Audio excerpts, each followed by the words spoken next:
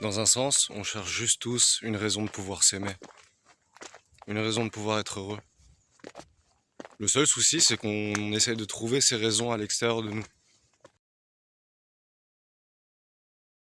Que ce soit en essayant de rencontrer le grand amour, ou en ayant une abondance financière, ou le pouvoir sur les autres, ou quoi que ce soit, ou l'accomplissement d'un objectif, ce sont juste des prétextes pour pouvoir s'aimer soi-même, pour pouvoir être heureux. Parce qu'à la base, on s'est mis des conditions pour pouvoir être heureux. Des conditions à cocher, des cases à cocher, pour pouvoir être satisfait et s'aimer. Mais ces conditions ne sont pas innées, elles nous ont été imposées dès la naissance.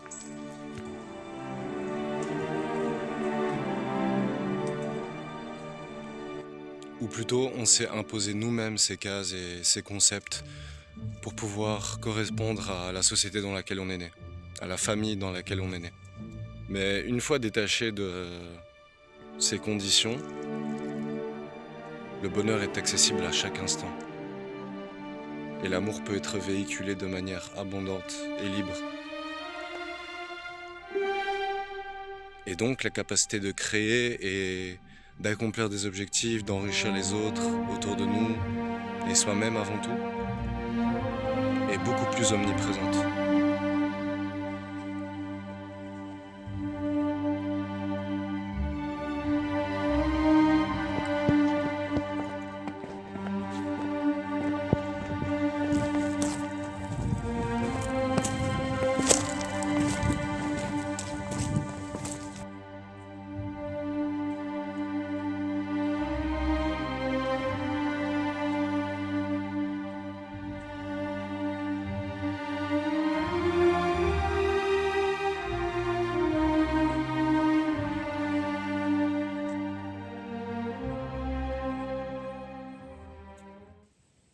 Et si en venant sur Terre, le but c'était pas de tomber amoureux de quelqu'un d'autre, mais plutôt de tomber amoureux de la personne que t'es venu incarner, de la personnalité que t'es venu créer sur cette Terre, avec les individus que t'as rencontrés,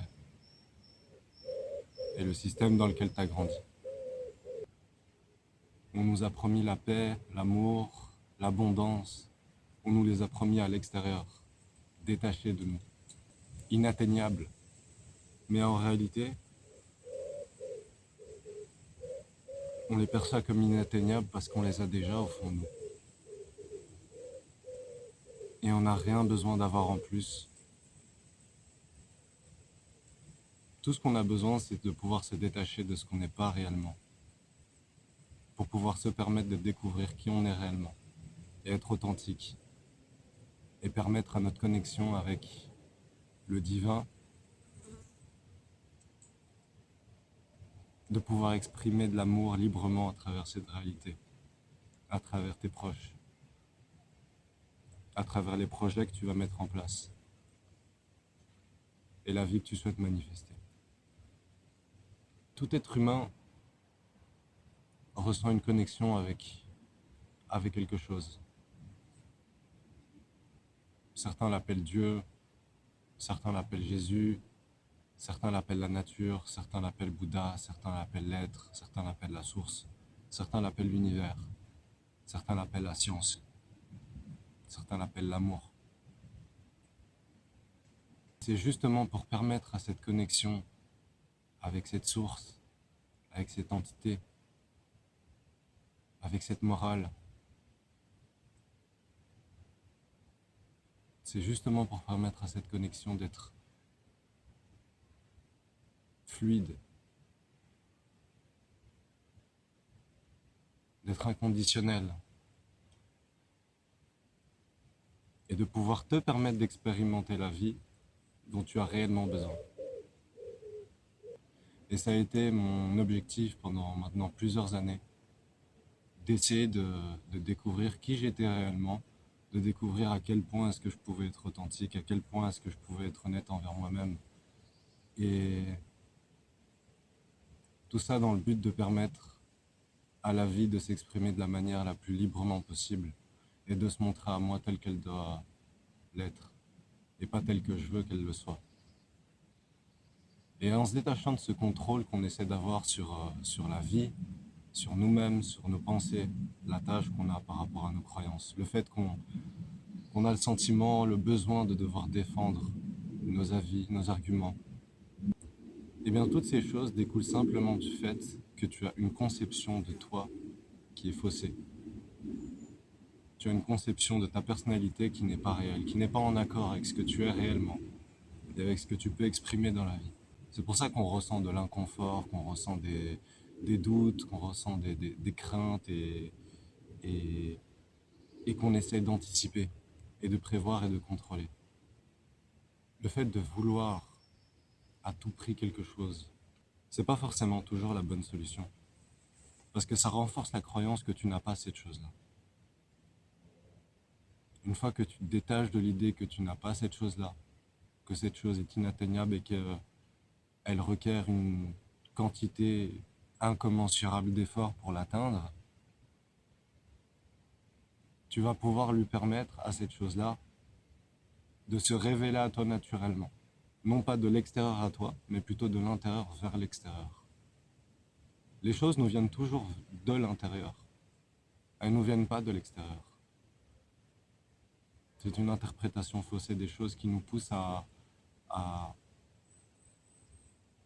chercher le bonheur et la paix à l'extérieur.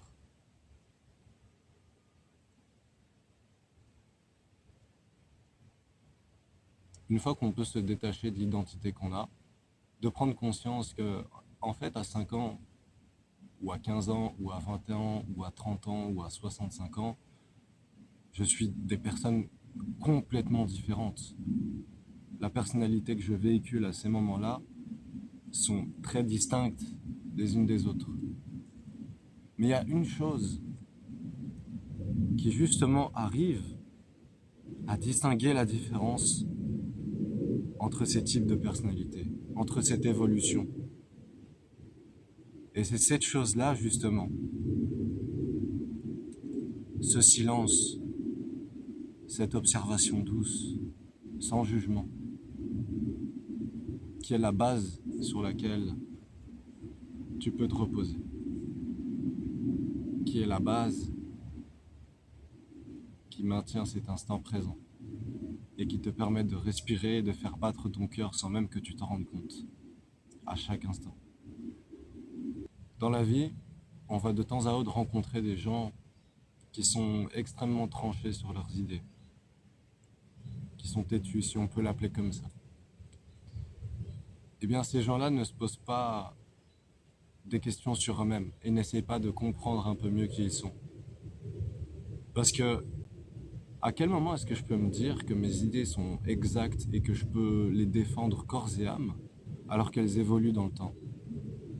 Et qu'il suffit d'avoir une bonne contradiction pour pouvoir remettre en question toute sa façon de penser. Qu'il suffit de grandir à un endroit ou à un autre de la Terre pour pouvoir avoir deux conceptions de la vie totalement différentes. Et pourtant, on défend corps et âme celle dans laquelle on a grandi et celle dans laquelle on trouve du réconfort. Il faut pouvoir remettre en question toutes ses idées, toutes ses croyances, son identité.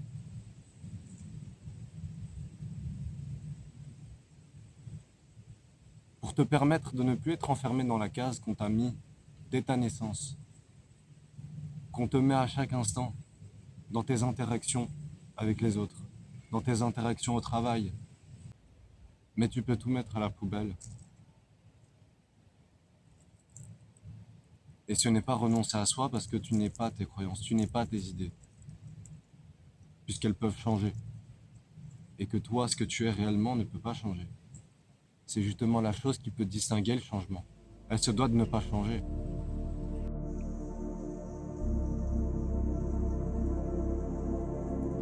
Le silence est devenu la réponse à mes questions. Et ça, c'est parce qu'en fait, la majorité de mes questions n'étaient pas pertinentes.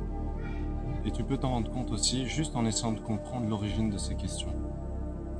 À qui elles sont destinées? Par qui est-ce qu'elles sont émises?